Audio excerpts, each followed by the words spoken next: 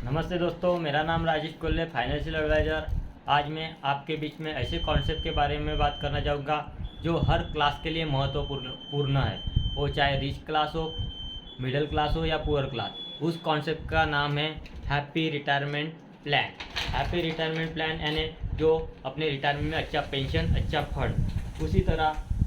उसी तरह प्रत्येक ही 100 लोगों ने अपने करियर की शुरुआत 25वें साल में की उम्र में करते हैं और 65 के साल में उम्र में वो रिटायर हो जाते हैं। जो 25वें साल में अपनी करियर की शुरुआत करते हैं और 65वें साल में उनकी वित्तीय स्थिति क्या रहती है, तो 54% जो डिपेंडिंग लाइन जीते हैं और जो 36% लोग हैं वो हैव अ डीड हो जाते हैं और 5% लोग वर्किंग रिटायरमेंट करते हैं और जो 4% लोग हैं वो उनको इंडिविजुअली लाइफ जीते हैं। उसके बाद 1% लोग वो धनी रहते हैं।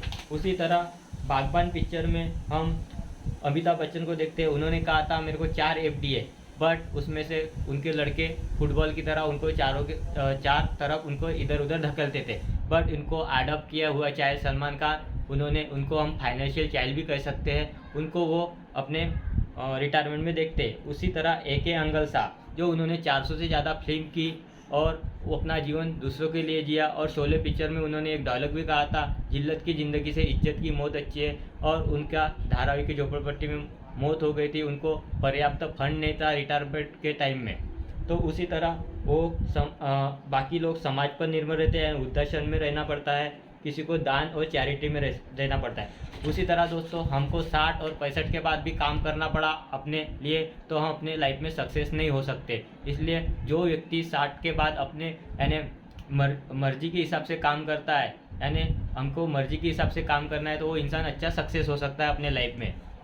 हमको मजबूर होकर काम नहीं करना है, मंजूर होकर काम करना है 60 के बाद। उसी तरह दोस्तों 36% लोग 65 की उम्र तक आने तक हैबिट हो जाते हैं। 50% लोग तो महंगे इलाज के कारण डेड हो जाते हैं। महंगे इलाज का मतलब तो दोस्तों वो इलाज का मतलब है बाईपास सर्जरी, वॉल का बदलना, state implied kidney diagnosis, cancer. इस तरह की बड़ी बीमारी होती है, उसके लिए हमारे पास रिटायरमेंट में पर्याप्त फंड होता है। पर्याप्त फंड रिटायरमेंट के लिए बड़ा फंड होना चाहिए और अपने जीने के लिए जो उधार निर्वाह करने के लिए अपने महीने के 1 तारीख में जैसे बैंक का शटर खुले, अपने को पर्याप्त जीने के लिए जो पेंशन चाहिए उस पेंशन हमारे बैंक अकाउंट में होना चाहिए। और रिटायरमेंट फंड जो बड़ी चीज़ के लिए होना चाहिए, कोई बड़ी हमारे को आपदा आती है तो। उसी तरह हमारे बॉलीवुड के एक्टर भगवान दास, इनको भी अपना वर्किंग रिटायरमेंट करना पड़ा। इस तरह से भी वृद्ध अवस्था में 5% लोगों को काम करना पड़ता है दोस्तों।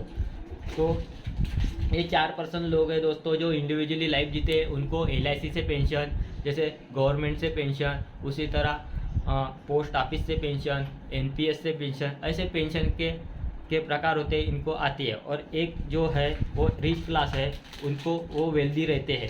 उसी तरह दोस्तों हमको अपने लाइफ में 95% 95% में आना है या 5% में आना है, वो आज हमको 25 और 30 की उम्र में हमको तय करना है। जब भी हम स्टार्ट करते हैं अपना वर्किंग, तो हम वहाँ से ही अपना रिटायरमेंट प्लान स्टार्ट कर सकते हैं। उसी तरह दोस्तों ऑर्गेनाइजेशन लोग जो रहते हैं वो पहले बचत करते हैं फिर खर्च करते हैं। यानी कि दोस्तों 25,000 रुपये कमाते तो 5,000 रुपये अपनी बचत करते हैं, 20,000 को खर्च करते हैं। उसी तरह अनऑर्गेनाइजेशन लोग जो होते हैं वो पहले क्या करते हैं, खर्च करते हैं और फिर बचत करते हैं। ये लोग वो है जो पहले के ज़माने में लोग क्या करते थे, जैसे खाना बनाने के लिए खाना बनाते समय 1 रोटी डॉग की निकालते थे, 1 रोटी गैया की निकालते थे और फिर उसके बाद खाना लेते थे।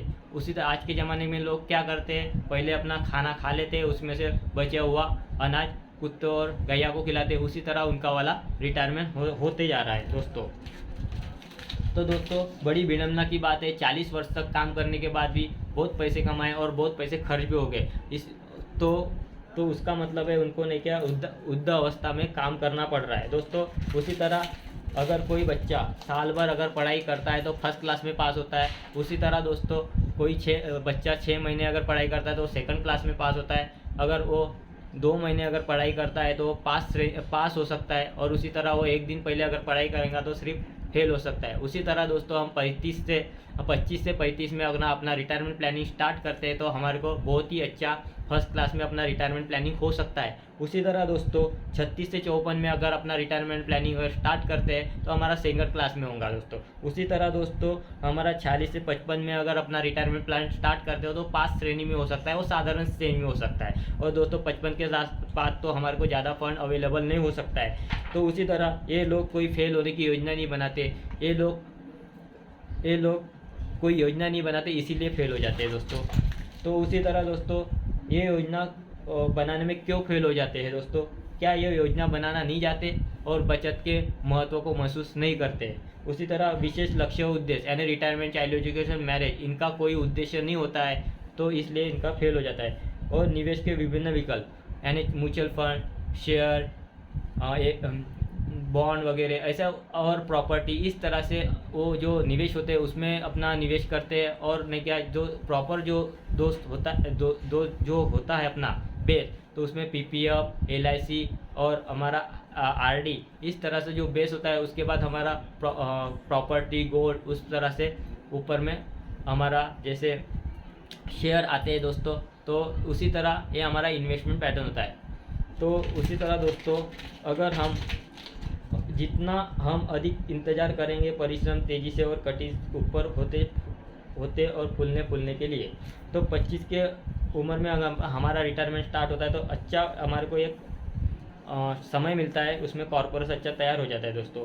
35 में थोड़ा कम समय मिल रहा है और 45 में और कम समय मिल रहा है, 50 में जैसे हमारे चढ़ने के लिए हमारे को बड़ा कठिन होते जा रहा है। उसी तरह दोस्तों हमारे वित्तीय लक्ष्य के सफलता पाने के 4 उपाय। वित्तीय लक्ष्य तय करें, चाइल्ड एजुकेशन, मैरिज, वित्तीय लक्ष्य तय करें, रिटायरमेंट तय करें, उन्हें प्राथमिकता दें, कार्रवाई करें और अपनी बचत को हमेशा बढ़ाते रहे और अपने ज्ञान को भी बढ़ाते रहे। उसी तरह दोस्तों आज हमारे पास पंख है, यानी पैसे के पंख है, यानी आज हम एक दिन काम पे नहीं जाते तो दूसरे दिन हम काम पे जाते तो समझ लो हम पैसा कमा लेंगे। बट 65 के बाद तो ऐसा नहीं हो सकता ना, हमको कोई वर्क नहीं दे सकता। तो इसलिए तो आज दोस्तों हमारे पास पंख है और 65 के बाद हमारे पास आँख होंगी। तो इसीलिए दोस्तों हमको आज से ही अच्छी बचत करना स्टार्ट करना है दोस्तों।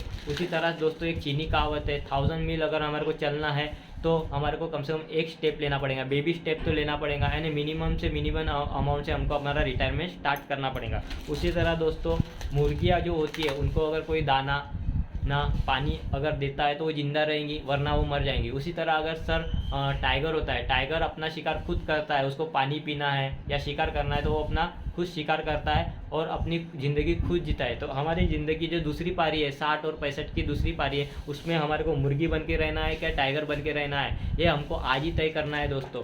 तो इसी के साथ बहुत बहुत धन्यवाद दोस्तों, थैंक यू, नमस्कार।